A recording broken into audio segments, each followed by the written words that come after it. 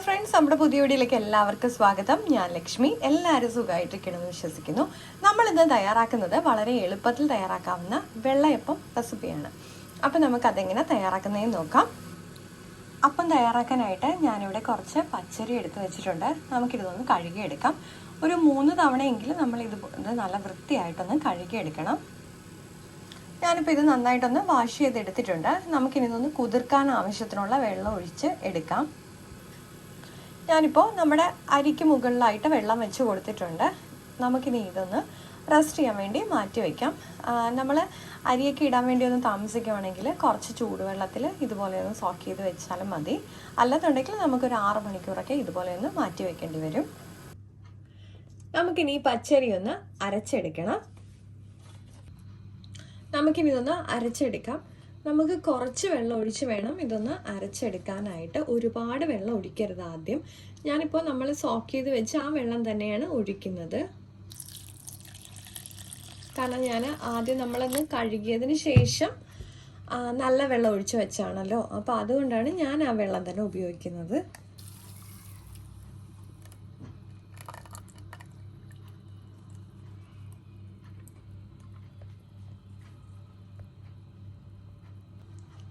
ഇപ്പോൾ ഞാൻ ആ മാവൊന്ന് അരച്ച് മാറ്റി വെച്ചിട്ടുണ്ട്. നമുക്കിനി മിക്സിയുടെ ജാറിലേക്ക് തന്നെ കുറച്ച് അരിപ്പൊടി ഒന്ന് ഇട്ട് കൊടുക്കണം.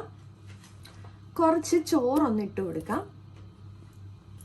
നമുക്കിതിലേക്ക് കുറച്ച് പഞ്ചസാരയൊന്നും ചേർത്ത് കൊടുക്കാം.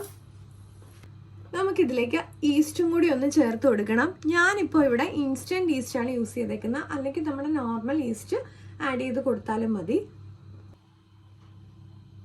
നമുക്ക് ഇനി ഇതൊന്ന് നന്നായിട്ടൊന്ന് അരച്ചെടുക്കണം. അപ്പോൾ അതിനായിട്ട് സെപ്പറേറ്റ് വെള്ളം ചേർക്കേണ്ട ആവശ്യമില്ല. നമ്മൾ അരച്ച് വെച്ചേക്കുന്ന മാവിൽ നിന്ന് കുറച്ചൊന്ന് ഇതിലേക്ക് ഒഴിച്ചു കൊടുത്തതിന് ശേഷം നന്നായിട്ടൊന്ന് അരച്ചെടുക്കാം. 2 കാര്യം പറയാൻ മറന്നുപോയി. അപ്പോൾ നമുക്ക് ഈ സമയത്ത് കുറച്ച് ജീരകവും കൂടെ, നല്ല ജീരകവും കൂടെ ചേർത്ത് കൊടുക്കാം. എല്ലാവരും ഇത് ചേർക്കുമെന്ന് എനിക്കറിയില്ല, പക്ഷെ ഞാൻ അപ്പം ഉണ്ടാക്കുന്ന സമയത്ത് ഇതുപോലെ നല്ല ജീരകം ഒന്ന് ഇട്ട് കൊടുക്കാറുണ്ട്. ഒരു ഫ്ലേവറൊക്കെ കിട്ടാൻ വേണ്ടിയിട്ടാണ് ഞാനിങ്ങനെ ചെയ്യാറുള്ളത്. ഇതിലേക്ക് അതുപോലെ തന്നെ തേങ്ങയും കൂടി ഒന്ന് ചേർത്ത് കൊടുക്കണം. നമുക്ക് ഇനി ഇതൊന്ന് അരച്ചെടുക്കാം. നമുക്കിപ്പോൾ അരച്ചത് നമ്മുടെ ഈ മാവിലേക്കൊന്ന് ചേർത്ത് കൊടുക്കണം.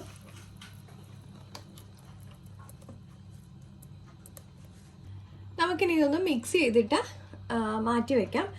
ഇൻസ്റ്റൻറ്റ് ഈസ്റ്റ് ആയതുകൊണ്ട് ഒരു മണിക്കൂർ 2 മണിക്കൂറിൽ എനിക്ക് മാവ് പുളിച്ച് കിട്ടും. നമ്മുടെ മറ്റേ ഈസ്റ്റാണ് ചേർക്കണമെന്നുണ്ടെങ്കിൽ കുറച്ചുകൂടെ ടൈം എടുക്കും. നമുക്ക് ഇതുപോലെ ഇതൊന്ന് ഇളക്കി യോജിപ്പിച്ചതിന് ശേഷം നന്നായിട്ടൊന്ന് മാറ്റി വയ്ക്കാം. ഞാൻ ഈ സമയത്ത് ഉപ്പ് ചേർക്കൂല. നമ്മൾ ഇത് പുളിച്ചതിന് ശേഷമാണ് ഞാൻ ഉപ്പ് ചേർത്ത് കൊടുക്കുന്നത്. ഞാനിപ്പോൾ ഈ കൺസിസ്റ്റൻസിയിലാണ് വെക്കുന്നത്. നമ്മുടെ മാവ് പുളിച്ച് വരുമ്പോഴത്തേക്ക് ഇത് കറക്റ്റ് കൺസിസ്റ്റൻസിയിലാകും. നമ്മുടെ മാവൊക്കെ ഞാൻ റെസ്റ്റ് ചെയ്യാൻ വെച്ചിട്ടുണ്ട്. ഇത് കുറച്ച് നമ്മുടെ മിക്സിയുടെ ജാറൊന്ന് കഴുകിയെടുത്ത് വെച്ചേക്കുന്ന നമ്മുടെ മാവിൻ്റെ ആ വെള്ളമാണ്. നമ്മുടെ കൺസിസ്റ്റൻസി കുറച്ചുകൂടെ കട്ടിയായി പോയാൽ നമുക്ക് ആ സമയത്ത് ഈ വെള്ളം ഒന്ന് അതിൽ ചെറുതായിട്ടൊന്ന് മിക്സ് ചെയ്ത് കൊടുക്കാൻ വേണ്ടിയിട്ടാണ് ഇതുപോലെയൊന്ന് മാറ്റി വയ്ക്കുന്നത്. ഇപ്പോൾ മാവ് നന്നായിട്ട് പുളിച്ച് വന്നിട്ടുണ്ട്. നമുക്കിനി അപ്പം തയ്യാറാക്കാം.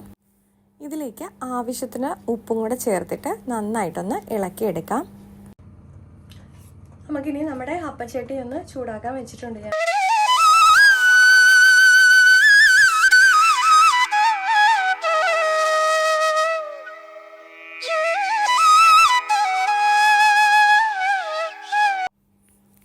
നമ്മുടെ അപ്പം ഇവിടെ തയ്യാറായിട്ടുണ്ട്. അപ്പോൾ എല്ലാവർക്കും ഇഷ്ടപ്പെട്ടിട്ടുണ്ടെങ്കിൽ ഒന്ന് ട്രൈ ചെയ്ത് നോക്കണം കേട്ടോ.